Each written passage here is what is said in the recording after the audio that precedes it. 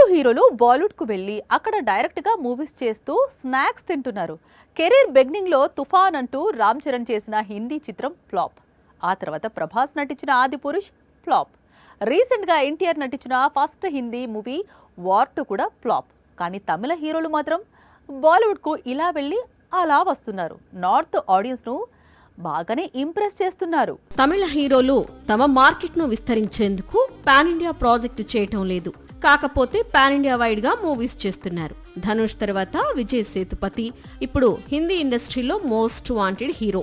Family man లో సేతుపతి కొద్దిసేపు కనిపిస్తే ఓటీటీ వరల్డ్ షేక్ అయిపోయింది. ఇక మరో తమిళ హీరో మాధవన్ ఇప్పుడు పూర్తి స్థాయి బాలీవుడ్ హీరోగా మారిపోయాడు. కేసరి సీక్వెల్, ఆప్ జైసా కోయి, దే ప్యార్ దే సీక్వెల్, ఇప్పుడు దురందర్. బీ టౌన్ లో మాధవన్ డేట్స్ కు మామూలు డిమాండ్ లేదు. గతంలో రజనీకాంత్, కమల్ హాసన్ కొన్ని హిందీ చిత్రాల్లో నటించారు. నార్త్ ఆడియన్స్ ను ఉర్రూతలూగించారు. ఇప్పుడు ఇదే సెంటిమెంట్ ని తర్వాతి హీరోలు కొనసాగిస్తున్నారు.